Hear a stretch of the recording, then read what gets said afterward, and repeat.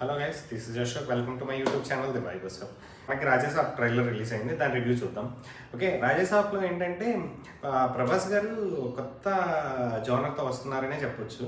మన డార్లింగ్ ప్రభాస్ ఎంతవరకు ఈ కైండ్ ఆఫ్ రోల్ చేయలేదు, మనం కూడా చూడలేదు.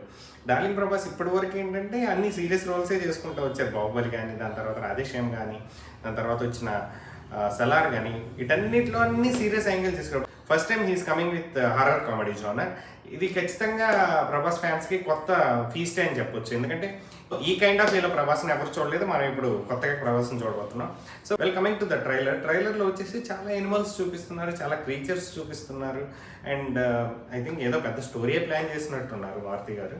సో ఎన్ని ఎనిమల్స్, ఎన్ని క్రీచర్స్ ఉన్నా మన డైనోసార్ ప్రభాస్ ఉన్నాడు, అక్కడ వేసేస్తాడు అన్నింటినీ.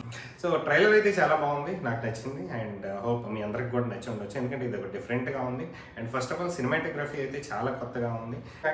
రాజాసాబ్ ట్రైలర్ చూస్తుంటే మళ్ళీ ప్రభాస్కి 1000 crores మూవీ లోడ్ అవుతున్నట్టే ఉంది. I think so Prabhas age చేసిన మినిమం 1000 crores, అది నాకు తెలిసిందే. సో రాజాసాబ్తో కూడా ప్రభాస్ గారు 1000 crores కొడతారా లేదా మనం కామెంట్స్లో చూద్దాం. Thank you so much for watching my video. Please subscribe to the Vibers Hub. Thank you.